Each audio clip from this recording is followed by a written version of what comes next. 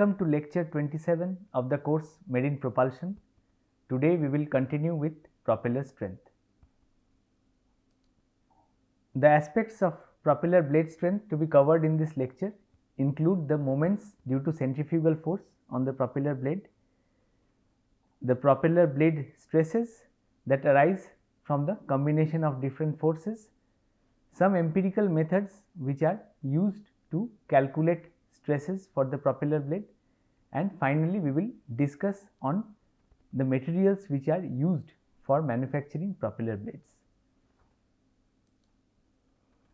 Now, we have already discussed that based on the simple calculation for the cantilever beam theory for propellers, the forces which are considered to calculate the stress on the propeller blade are thrust and torque of the propeller and centrifugal force. Now, the moments due to thrust and torque have been discussed in the previous lecture, and today we will discuss the impact of centrifugal force on the moments generated on the propeller blade. And we have also discussed about certain uncertainties like the complex shape of propeller blades, non-uniform wake field, different operation conditions like maneuvering, stresses during manufacture, and service conditions like vibration or corrosion, which impact the forces and stresses on the propeller blade. So, the beam theory that we are using for calculation of the moments and finally stress on the propeller blade assumes that the main forces are the thrust and torque on the propeller and the centrifugal force, and the other conditions like uniform flow assumption and the variation of thrust and torque only along the radius are the basic assumptions, and we do not consider complex flow effects and effect of non-uniform wake field. These are not included in this simple calculation. So, we will go ahead to look into the moments generated due to the centrifugal force on the propeller blade. First, let us try to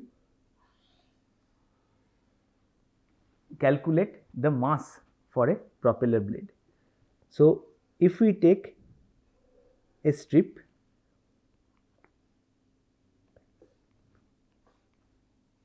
at a radial location r, where the area of that strip is A as a function of r, then mass of the propeller blade is m blade equals integration on the limits where the propeller blade exists, that means from the root of the blade to the tip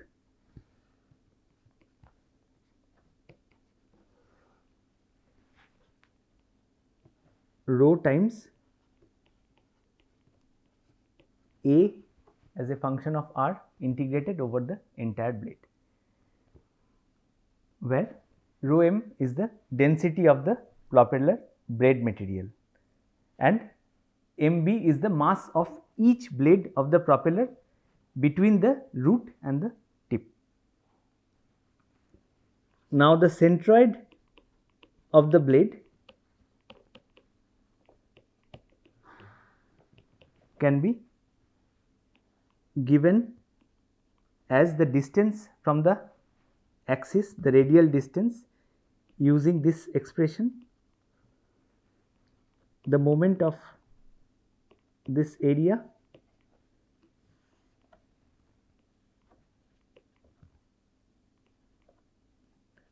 divided this integration. Okay. Now, the centrifugal force on the propeller blade is due to the rotation of the propeller blade, and it will depend on the RPM that the propeller blade is having for a specific operation condition. So, centrifugal force Fc, let us say, is given by the mass into the distance of the centroid into omega square, which is 2 pi n, where omega is 2 pi n, mr omega square, the expression for centrifugal force. So, based on the calculations for mass and the centroid, Fc can be written as 2 pi n whole square multiplied by the density into the integration of the area multiplied by r. This is the expression for the centrifugal force on the propeller blade. Now, similar to the thrust and torque calculation, we will calculate the moments on the propeller blade at the root section due to this centrifugal force. So, we need to understand the moments due to centrifugal force. Let us again look into two different views of the propeller blade.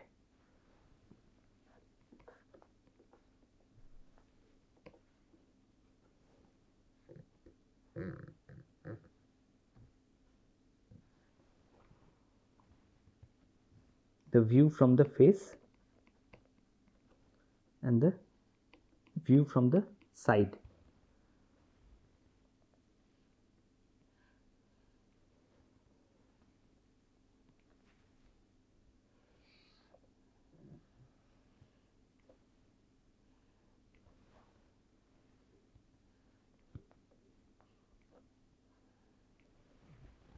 Okay. Now, let us say this is the location of the centroid of the propeller blade, which mapped in this particular view has the location here, which is C, and we have the centrifugal force Fc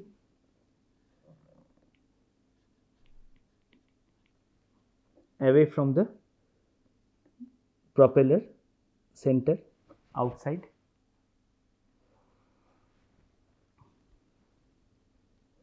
And we want to calculate the moments about the section at the root of the propeller blade as has been done for the thrust and torque. We have to take the centroid of the root section. Let us say this particular point is the centroid C0 for the root section, and here it is this C0. Okay. So, if we draw a vertical line through this centroid at the root, we can draw an axis here.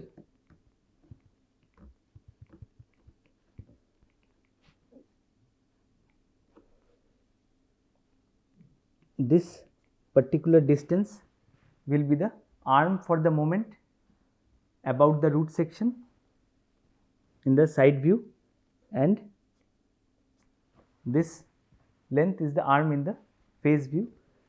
Let this be designated as YC and this as ZC.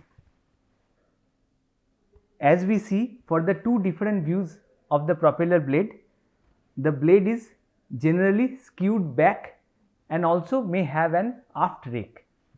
So, this particular view face gives the skew of the propeller blade, and the side view gives the rake of the propeller blade. These terms have been discussed in the propeller geometry class.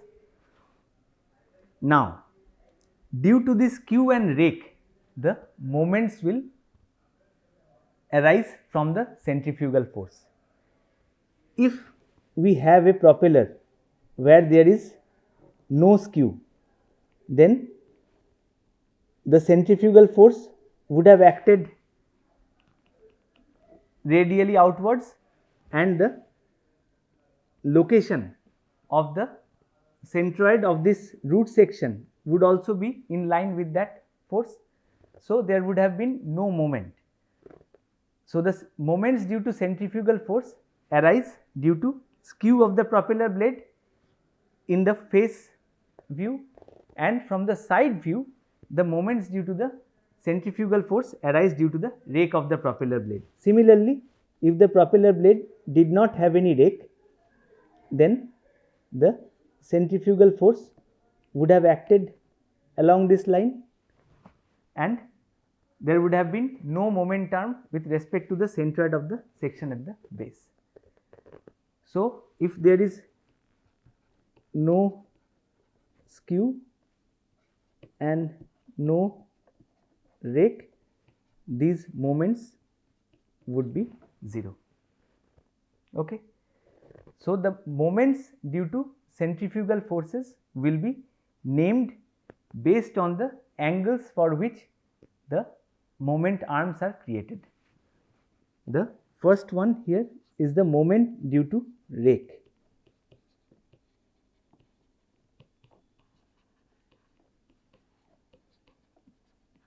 We come back again to the original diagram here. Let me remove this so that there is no confusion, and MS is the moment due to skew. Now, the moments will be given by the multiplication of the force and the arm, which is the distance between the point of action of the centrifugal force and the centroid at the root of the propeller blade, about which we are calculating the moments. So, MR, the moment due to rake, is FC multiplied by ZC, where ZC is the moment arm here, and similarly for the skew, MS is FC multiplied by YC. Okay. Now, if we look at the direction of these moments, this is the moment due to rake, and similarly this is the moment due to skew. If we remember the moments that we had drawn previously, the moments due to thrust and torque, we will see that the moment due to thrust was also drawn in this direction, MT, and the moment due to torque was drawn in the reverse direction as compared to the moment due to skew. So, the effect of rake will add up as a moment addition to the moment due to thrust, and the effect of skew will be subtracted such that the moment due to skew will lower the moment which was originally due to torque in the direction which is normal to the direction of the propeller axis. Okay.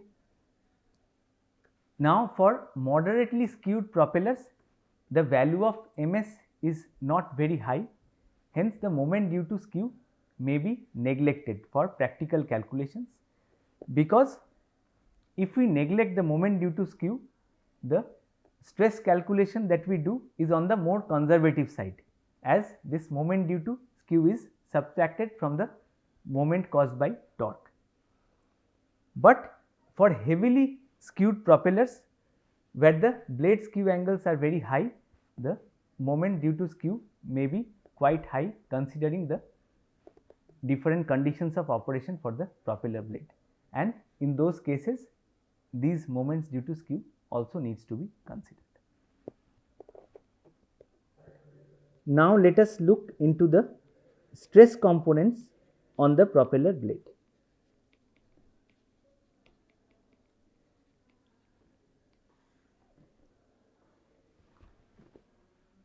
The stresses on different sections of the propeller blade will depend on the radial location of the specific section and the sectional properties. Now we have computed the moments due to the thrust and torque and centrifugal force on the root section. The stresses can also be computed on the root section based on these calculations. So the stress components will be stress due to thrust sigma q, stress due to torque sigma cbm, stress due to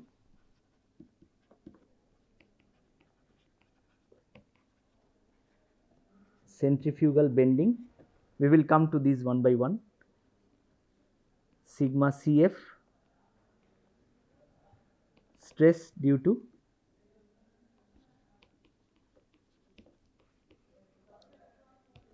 direct centrifugal force,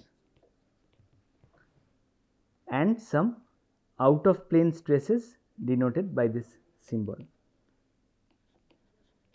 stresses out of plane. Okay. This is one way of representation of the blade stresses. There are many ways in which these can be computed or represented. Now we have computed the moments due to thrust and torque, and also the moment due to centrifugal bending. That means the bending moments due to thrust, torque and centrifugal forces have been computed. Now the centrifugal force acts radially outward, and because of that it will cause both a bending stress as well as a direct stress. Okay. So the first three components, these arise from bending, and the fourth one here is the direct stress due to the centrifugal force. So if we write the total stress, which is a summation of all these stresses, sigma t plus sigma q plus sigma cbm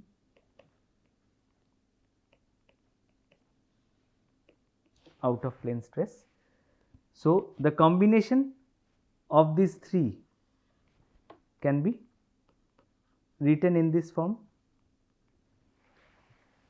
for a particular blade section where m is the total moment due to the action of thrust, torque and centrifugal force. So m has combination of thrust, torque and centrifugal force, the total bending moment from these. So this is the bending stress part, and z dash is the section modulus for the blade section where we are computing the stresses. Z dash is used here because the term Z is used as the blade number. So to make a difference from that, I have put Z dash here for the section modulus at the particular section where we are computing the stresses. And the effect of direct stress is the centrifugal force divided by the area of the section, force by area, which is the direct stress for that section. Now the last part, this out of plane forces, can be ignored for practical calculations. So, this is a way of using the forces on the propeller blades to calculate the bending moments and finally the stress over any section of the propeller blades. Let us come back to our presentation where we will discuss some empirical methods for stress calculation on the propeller blade. The first method that will be discussed is the method by Taylor, where based on these certain assumptions the stresses at the root section for a propeller blade are calculated. So, the assumptions are linear thrust distribution with radius, linear variation of maximum thickness for the different blade sections with radius, the root section at 0.2 r, which is a very standard approximation for conventional propellers, and the normal operating range is considered where the efficiency is assumed to vary linearly with the slip. So, based on these assumptions, Taylor had devised some formula which can be used for calculation of the maximum compressive and tensile stresses on the propeller blades due to thrust and torque and centrifugal force. So, if we look at the maximum compressive stress due to both thrust and torque calculated at the root section, we will see that the maximum stress is a function of certain parameters of the propeller blade, some geometrical parameters and some operational parameters.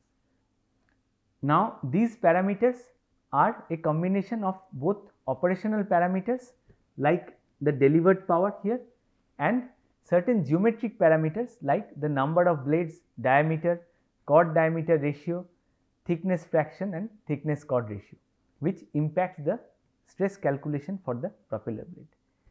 And this method calculates both the compressive and tensile stress as a combination of thrust and torque, and these equations have certain coefficients C0, C1 which depend on the pitch ratio of the propeller blade. If we look into the expressions carefully, the stresses are proportional to the delivered power PD. Here the tensile stress is also given by the compressive stress itself multiplied by this particular expression. That means the PD term is also included here. That means higher the delivered power for the propeller, the higher will be the stresses on the propeller blade, right, because for the same propeller the loading will increase.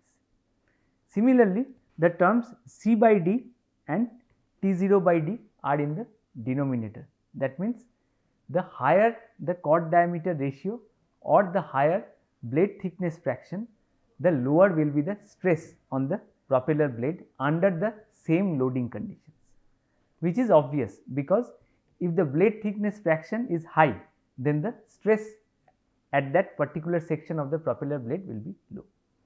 So, these empirical expressions can be used to evaluate the stresses on the propeller blade for a certain range of operation conditions and in a range of configurations for which these methods are applicable. Similarly, we have expressions for the centrifugal force.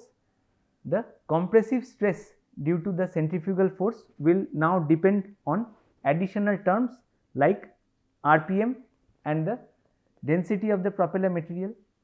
As we have seen earlier in the centrifugal force calculation and the moments due to the centrifugal force, we have these terms, and additionally the coefficients C2, C3 and C4 are used here for the compressive and tensile stress due to the centrifugal force at the root section. So, for the centrifugal force we will need the rake angle of the propeller blade, and here also we see that the skew is neglected.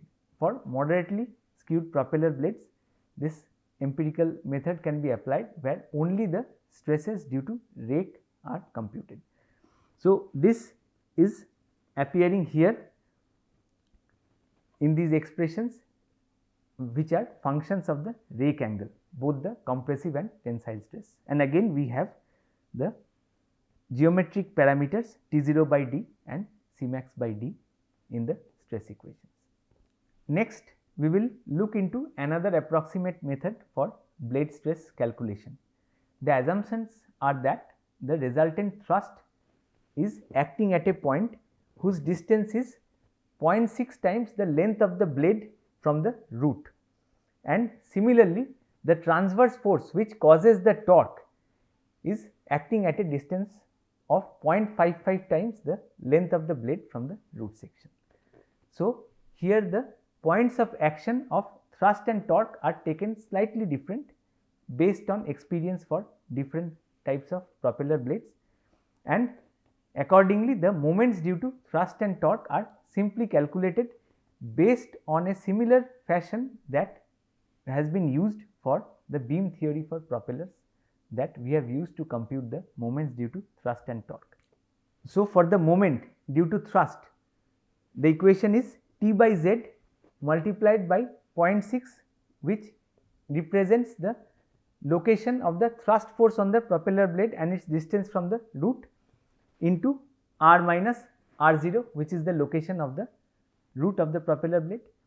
And again, if we non-dimensionalize this with respect to the radius such that x is r by r, and similarly x0 will be r0 by r, we get this equation for the moment due to thrust.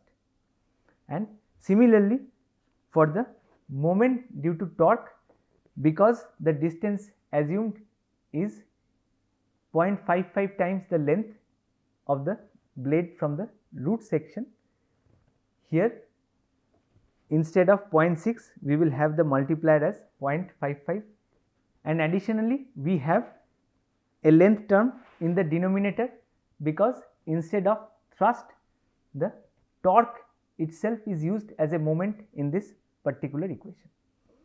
So, this Burrell's method also can give the moments on the propeller blade due to thrust and torque if the value of thrust and torque and diameter and the number of blades for the propeller is known. This can be used as a simple representation of the moments acting due to thrust and torque on the propeller blade. So, if we try to sum up the different methods which can be used for strength calculation of propeller blades, first we have the simple calculations based on the cantilever beam theory, where the moments due to thrust, torque and centrifugal force can be calculated on the propeller blade section, and from the moments the stresses can be calculated as both bending stress and direct stress. Next, we have the approximate methods by Taylor and Burrell that we have seen, which can be used to calculate the moments and stresses on the propeller blade sections. There are certain formula developed by classification societies which are used for strength calculation for propeller blade and also for designing the blade sections based on certain geometrical and operational characteristics of the marine propellers, which are often used to define the blade parameters with respect to the strength requirements. And finally, more detailed numerical computations can be used, for example using finite element method for different operation conditions, where detailed calculation of propeller blade stresses can be obtained given the exact hydrodynamic loads for a particular operation condition. So, let us take a simple example here just to show the relevance of these different methods. Let us take a propeller blade with a very moderate skew and another propeller blade where the blade has a high level of skew. Now, for these special designs like highly skewed propeller blades and also special operation conditions, the blade stresses cannot be simply computed using simple calculations or approximate methods, which are valid only within a certain range of designs and applications. In those specific cases, it will be useful to perform numerical calculations as discussed using finite element approach or suitable methods to estimate the stresses for actual conditions or the specific designs, so that for the particular material used for the propeller blade, the stresses are within the allowable limits. Next, we will move on to the materials which are used for propeller blades. So, what are the basic criteria that needs to be satisfied when a material is chosen for a propeller blade? The material should be suitable for casting and machining, which is the basis of manufacturing for the propeller blade. The strength characteristics and toughness is very important, because that will control the thickness of the propeller blade sections. The higher the strength characteristics, the lower will be the requirement for the blade thickness for a specific loading condition. Next, resistance to corrosion, which is very critical in the sea environment, and also erosion due to cavitation occurrence for specific conditions. Fatigue strength over the entire design life cycle of the ship, and ease of maintenance and repair for the propeller blades. Next, we will look into the different materials which are used for standard manufacturing of propeller blades. One of the oldest applications for marine propellers is cast iron, which was used for old ships, which has a value of the ultimate tensile stress 250 Newton per millimeter square. And in recent times, we use different alloys of copper, which are of very high strength, with certain other metals like manganese, nickel and aluminum. So, these alloys are named with different grades here, grade Cu 1, 2, 3 and 4, based on their characteristics as well as the ultimate tensile strength. Here we see that the tensile strength of these alloys are very much higher as compared to cast iron, and even compared to carbon steel. So, the first two alloys, they have a similar strength, which are manganese bronze and nickel manganese bronze, and Cu 3 and 4, nickel aluminum bronze and manganese aluminum bronze, have very high tensile strength given here. Now, we will look into the composition of these alloys based on the different metals which are used. So, the first two that we have just studied, Cu1 and Cu2, have a similar copper composition along with a comparatively higher zinc composition as compared to Cu3 and 4. The first one is manganese bronze. So, there is a good proportion of manganese, and the next one is having a comparatively higher proportion of nickel. For the third and fourth alloys, Cu3 and 4, we have a much higher composition of copper in the alloy, in the range of 70 to 80% or more, and we have nickel aluminum and manganese aluminum as the two variants. So, these alloys are effectively used for their high value of tensile strength, which is essential for the stresses developed on the propeller blade during different operation conditions. Another aspect which should be discussed in this part of the marine propulsion course is the concept of composite propellers. Composites are now widely used in both the aerospace and the marine industry because of their certain advantages with respect to structural construction. For marine propellers, composite materials find their application in a certain range of vessel lengths and their tonnages, depending on the size of the propeller in those particular vessels, and certain advantages have been reported. So, what is the difference for these composite materials as compared to the metals. Here we have the blade, which is basically composite structure. That means it is a composition of different structural elements. For example, it is mainly of laminate layup, where we have carbon epoxy or glass epoxy materials used as a composite material. That means it has fibers and matrix. So, these fibers can be carbon or glass, which reinforce the matrix, which is the epoxy material. It is somewhat similar in concept to the reinforced cement concrete, which is used for civil construction, where here we have the fibers, that means glass and carbon fibers, which form the reinforcements, and the matrix is the epoxy material. The structure is typically of laminate layup. That means layers of composites for different fiber angles are stacked to achieve the particular design of the propeller. Based on the strength requirement, we have different orientations of these fibers, because it is the carbon and glass fibers which take the tensile strength.